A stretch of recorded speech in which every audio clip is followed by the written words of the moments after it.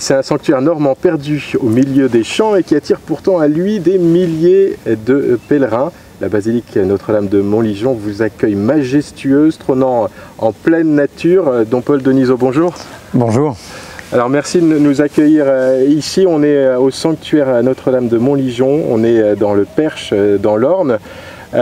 C'est un sanctuaire dont vous êtes le recteur, dédié à la prière pour les défunts, ce qui explique peut-être son aura. Vous recevez des pèlerins et des prières du monde entier. C'est une étape universelle que la mort qui va nous concerner tous. C'est pour ça que ce sanctuaire rayonne aussi loin. Oui, parce qu'effectivement, vous avez raison Guillaume, la mort concerne tout le monde. Les deuils, nous sommes tous frappés par des deuils dans nos familles, parmi nos amis.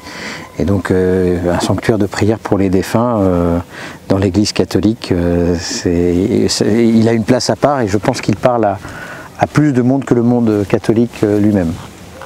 Alors l'une des questions que pose l'existence même d'un sanctuaire dédié à la prière pour les défunts, c'est pourquoi prier pour eux? Pourquoi prier pour les gens qui sont arrivés à cette étape qu'on pourrait penser définitive?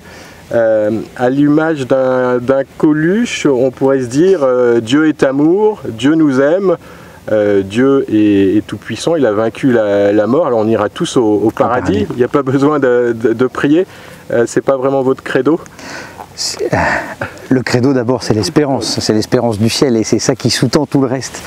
Mais ce qui est intéressant c'est de constater que dans toutes les cultures, il y a quelque chose d'un culte autour des défunts.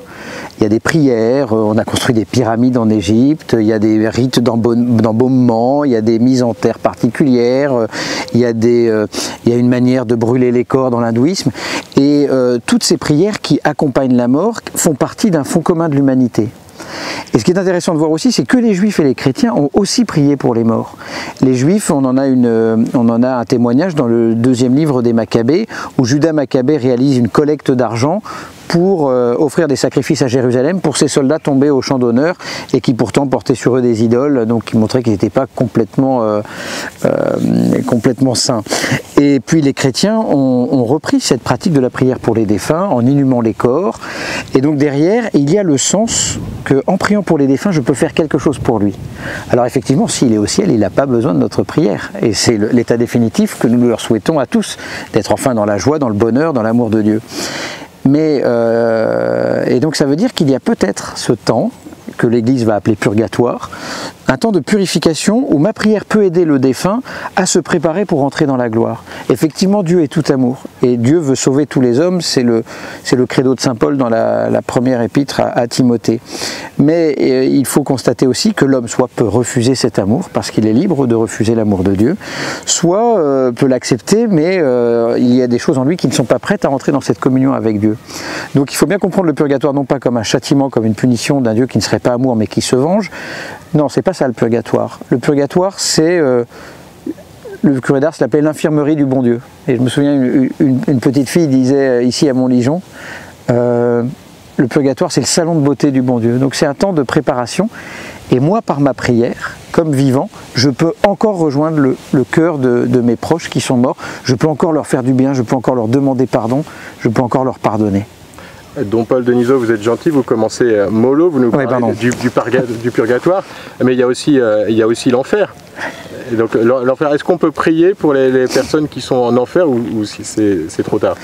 Alors vous l'avez dit, Paul Narev disait on ira tous au paradis, nous l'espérons, mais Paul Narev n'est pas docteur de l'Église.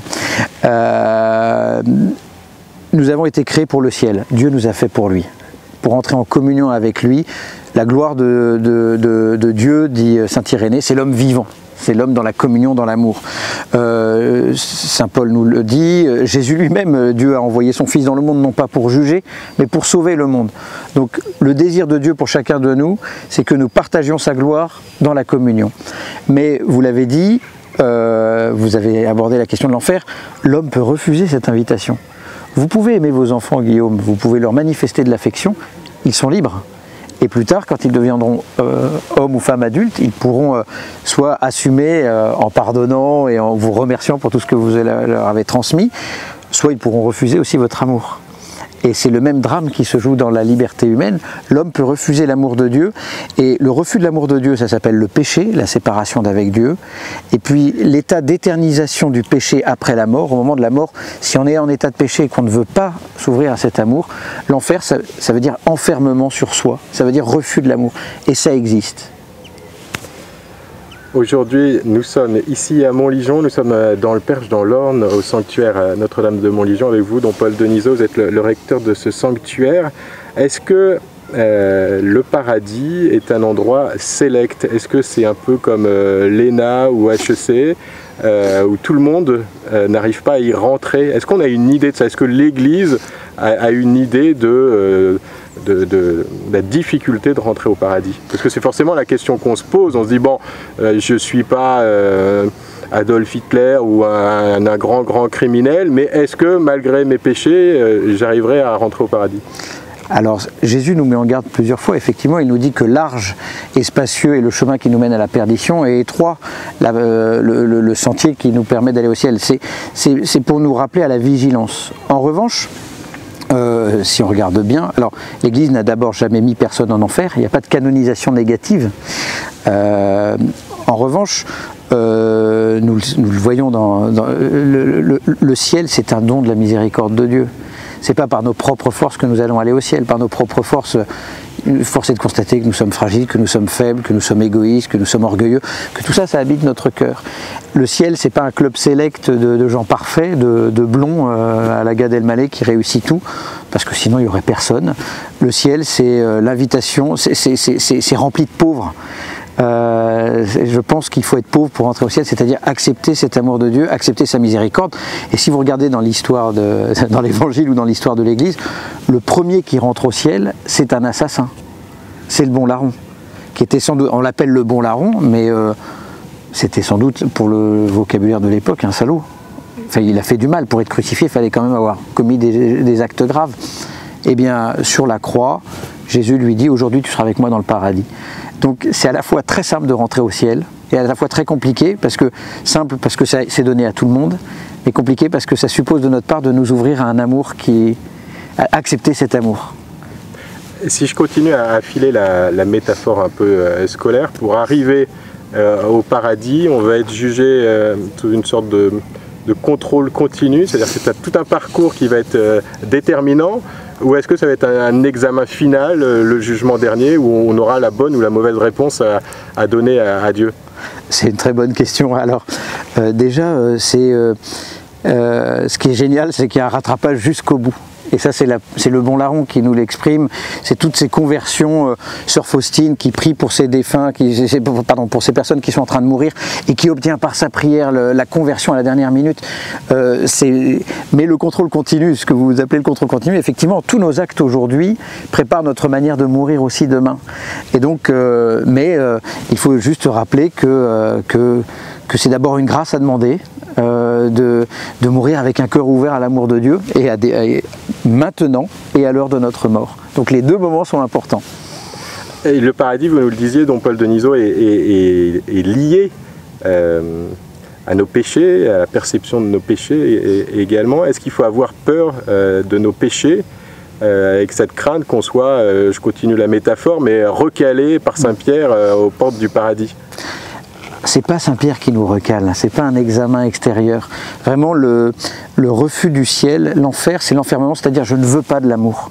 Ce sera un choix que l'homme fait lui-même au plus profond de son être, et qui est sanctionné, c'est-à-dire accepté par Dieu. C'est pas Dieu qui met en enfer. C'est une auto-exclusion, je choisis. Oui, il faut craindre, Saint Paul le dit, travailler avec crainte et tremblement à votre salut. C'est-à-dire de se rappeler que ce n'est pas une vague aventure, que ma vie a une profonde responsabilité. Mais il ne faut pas le vivre d'une manière angoissée. Enfin, Jésus est venu nous libérer de cette peur de l'enfer, et de nous dire, mais le pardon, je vous le donnerai toujours. Si vous vous tournez vers moi, vous l'aurez toujours.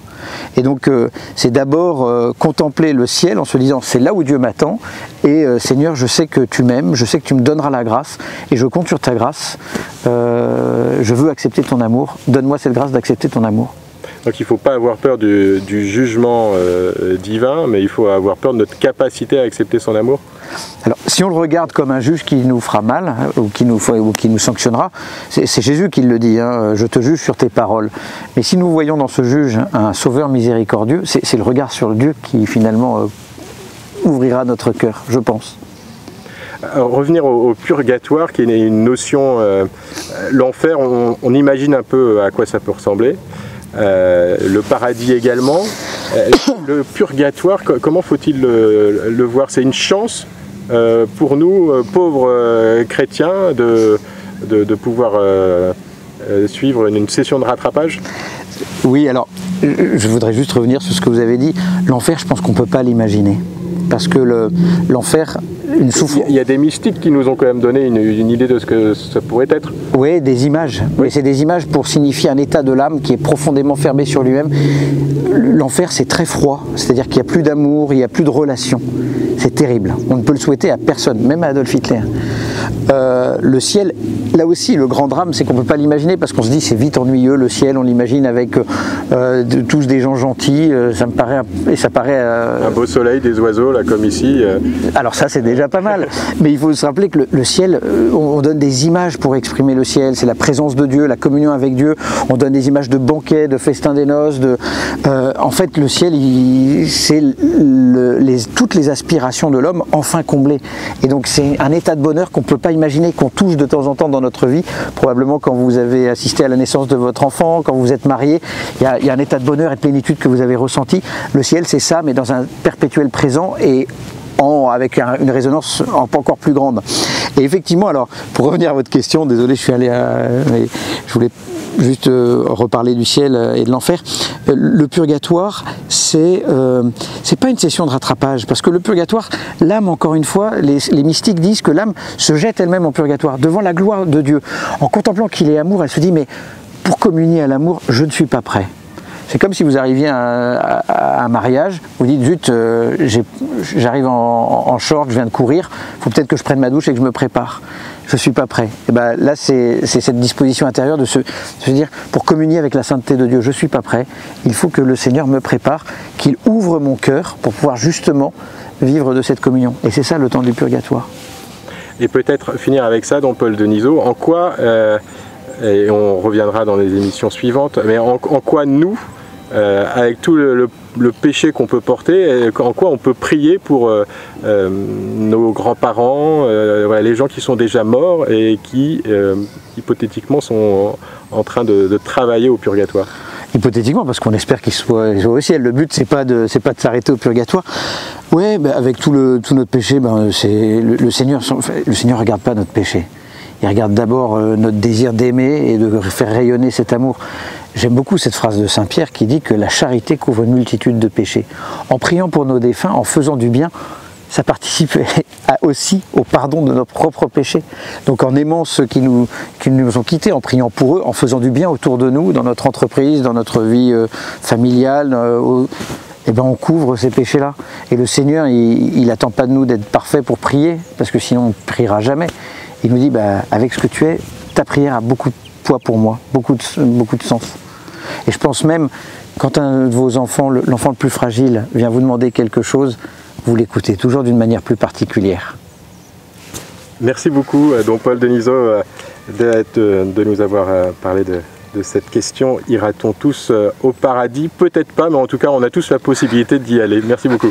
Ah non, ne dites pas peut-être pas, il faut tous espérer y aller et nous tourner vers la miséricorde de Dieu. L'enfer existe, il est une possibilité, mais nous sommes faits pour le ciel.